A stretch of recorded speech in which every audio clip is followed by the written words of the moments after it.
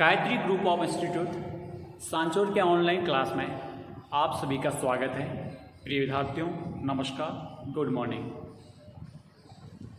हम भारतीय राज्य व्यवस्था के अंतर्गत राज्य के नीति निर्देशक तत्वों का अध्ययन कर रहे हैं। पिछली कक्षा में हमने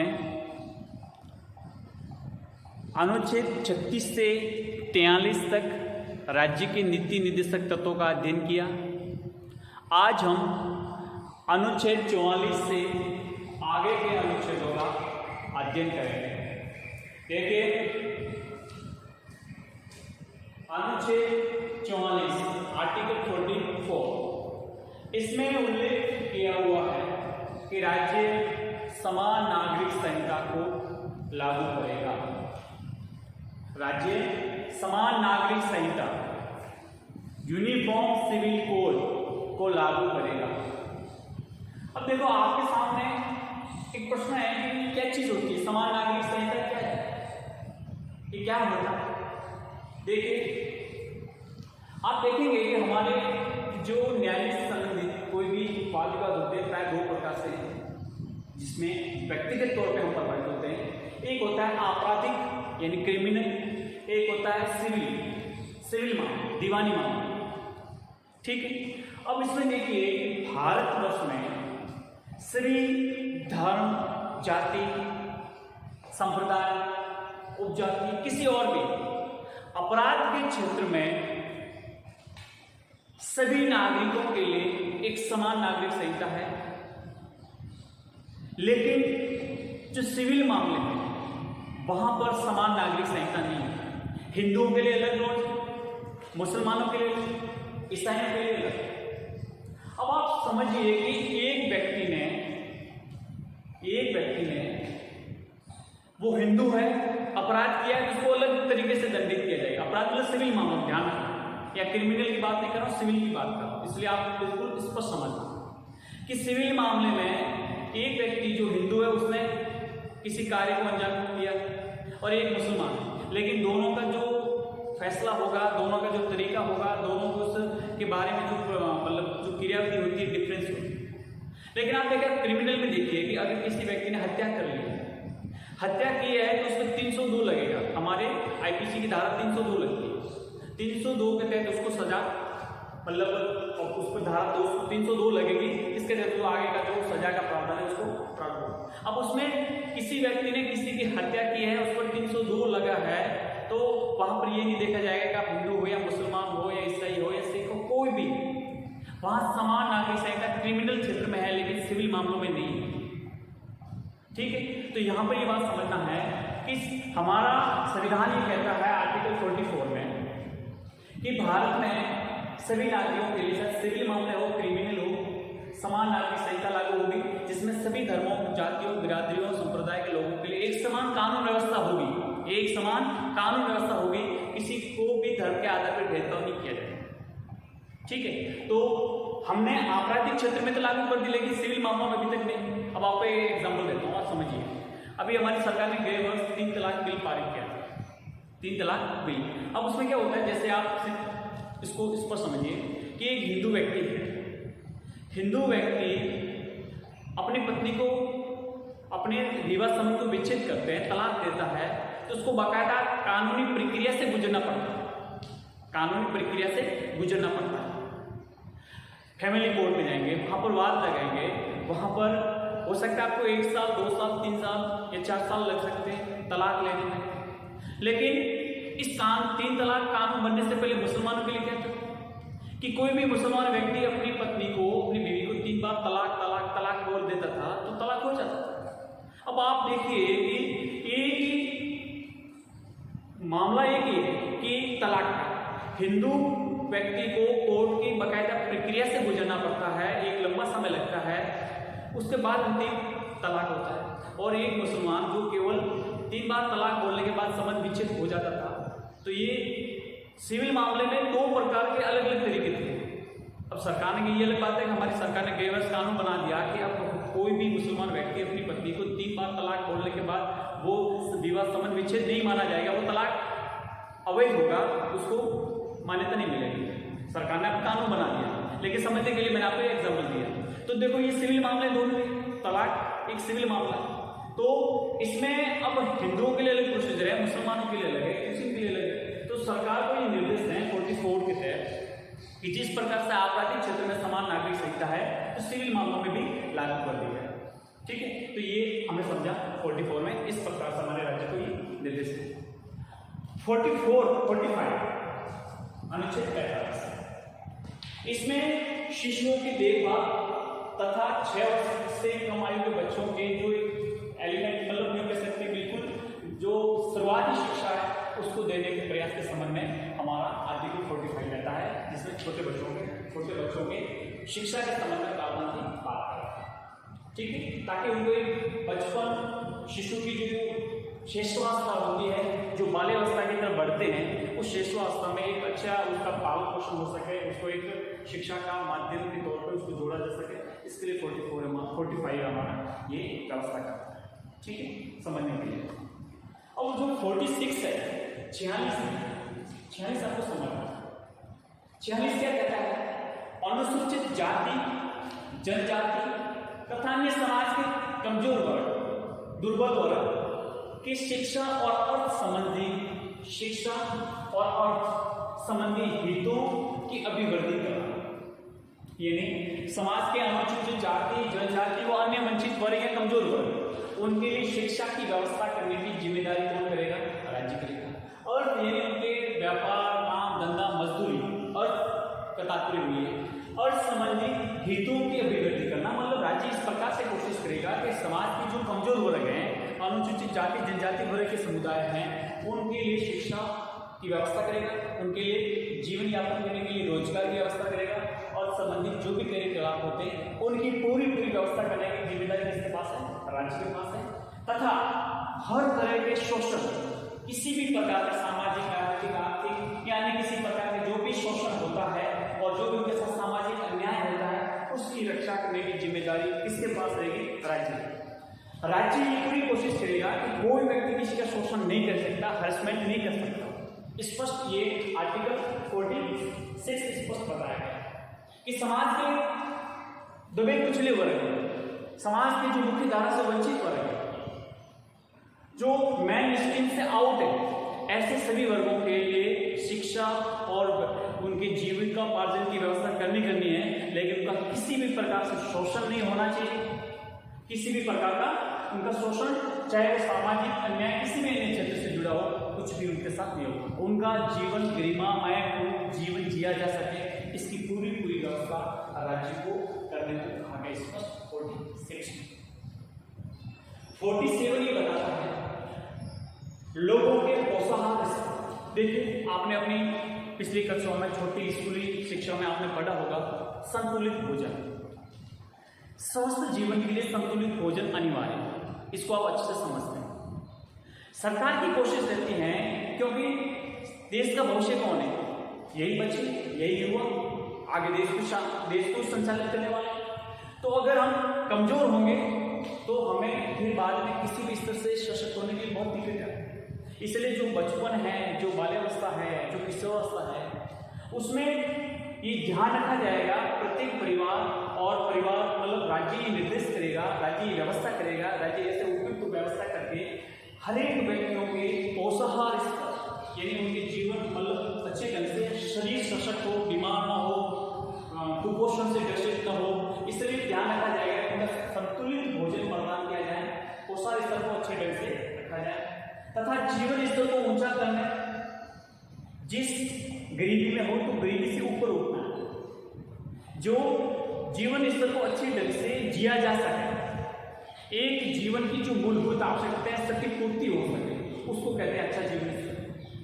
तो अच्छे जीवन स्तर की प्राप्ति के लिए तथा लोक व्यवस्था में सुधार करने, लोक यानी हमारी कानून व्यवस्था में सुधार करने के लिए, ठीक है, करने को प्राथमिक कर्तव्य माना गया है। बिल्कुल एक प्रकार से कह सकते हैं कि महत्वपूर्ण कर्तव्य माना गया है। क्या कर्तव्य माना गया है? लोगों को पोषाहार स्तर, जीवन स्तर को ऊंचा करने और लोक व्यवस्था में सुधार करना एक प्रकार से प्राथमिक कर्तव्य माना गया है राज्य के लिए। ये ध्यान रखेगा तथा राज्य ये भी ध्यान रखेगा जो मादक द्रव्य, जो हानिकारक द्रव्य हैं, जिसका सेवन करने से हमारे शरीर पर, हमारे परिवार पर विपरीत प्रभाव पड़ता है।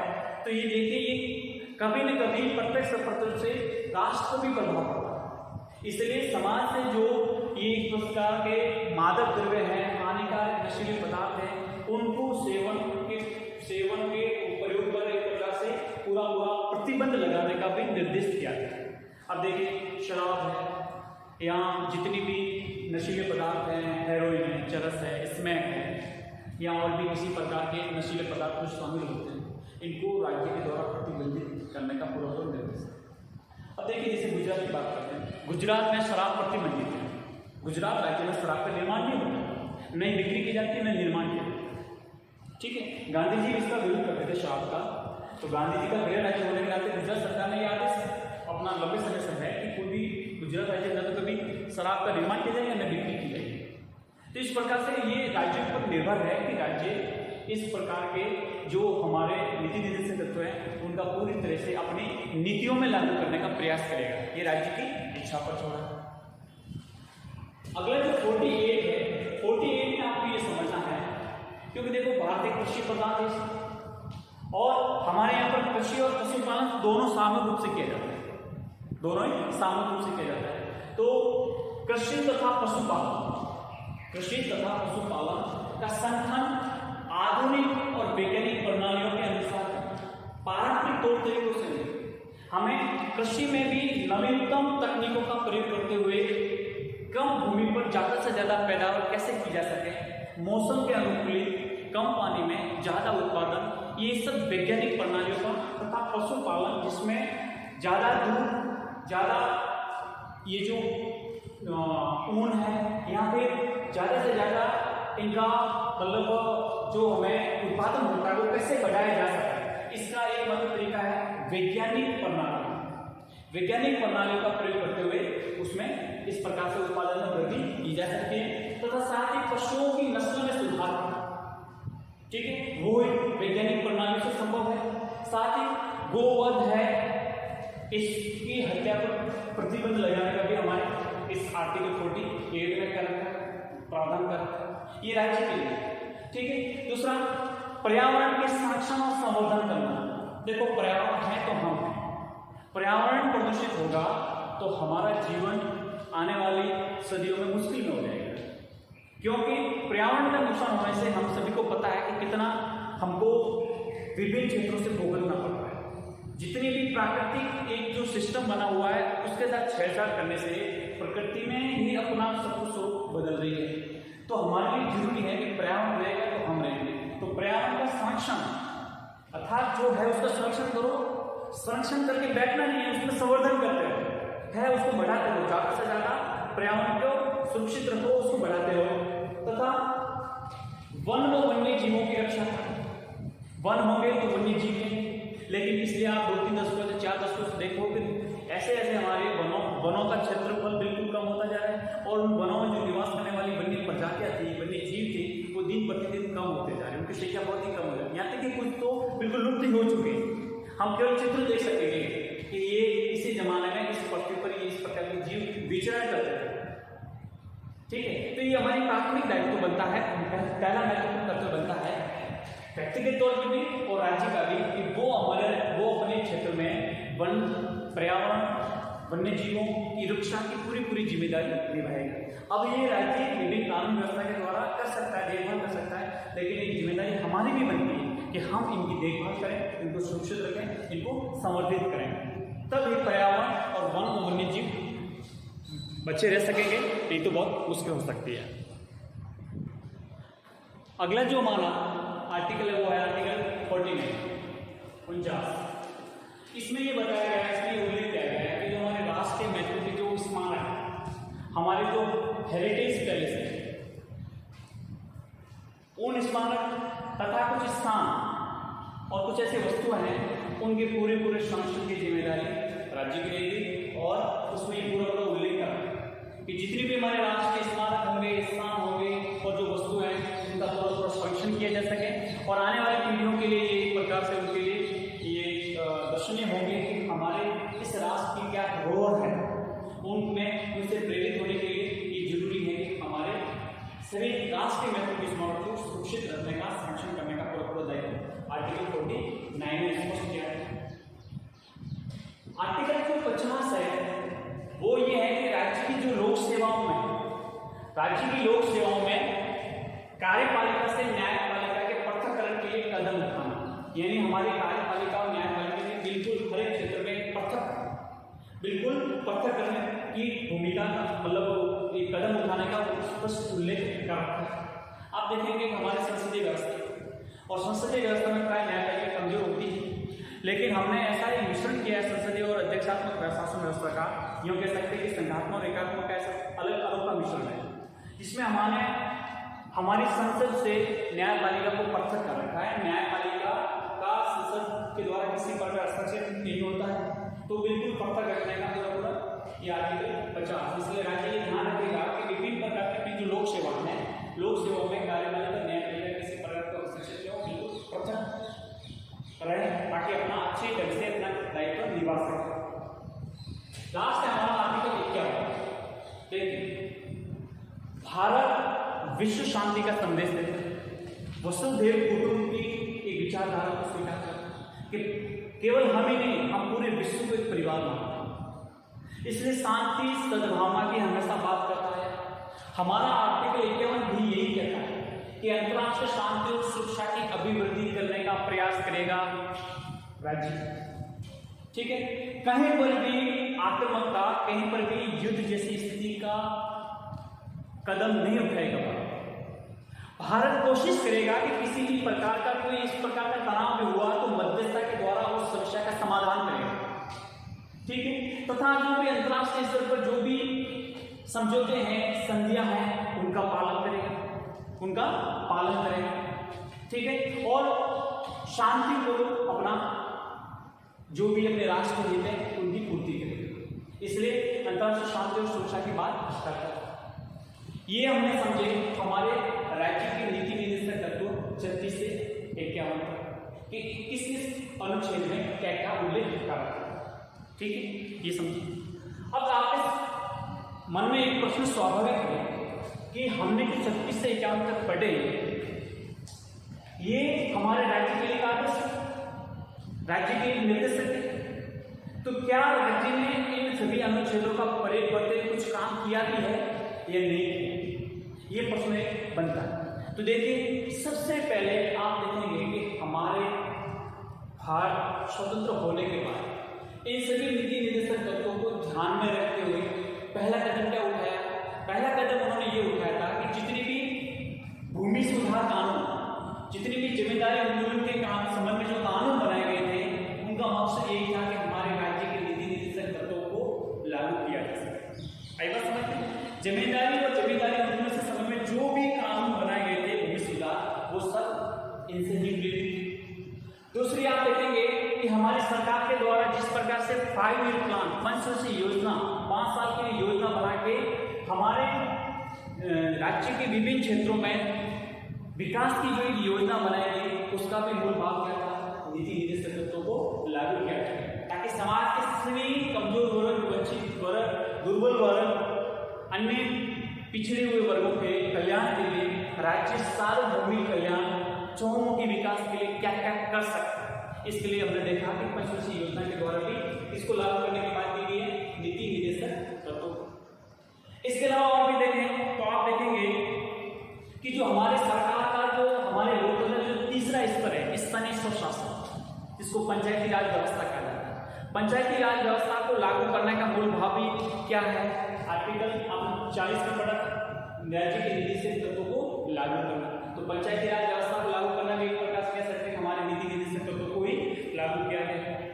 साथ ही आप देखेंगे हमारे समाज के जो कमजोर वर्ग है, कमजोर वर्गों के लिए जो अलग अलग विधियां बनाई गई, जो जो सहायता प्रदान की गई हर एक प्रकार से, वो भी हमारे इन्हीं को प्रेरित करते हैं। सामाजिक सुरक्षा, बच्चे, बुजुर्ग, महिला, उनके कल्याण से संबंध में जो योजना है, सब कुछ किसकी फलीभूत है?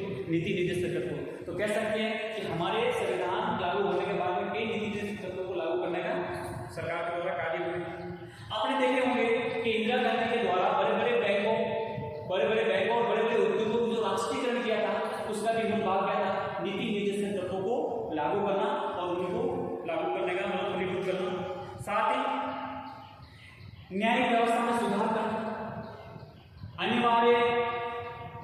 शिक्षा का अधिकार को लागू करना, निःशुल्क होने वाली शिक्षा को लागू करना।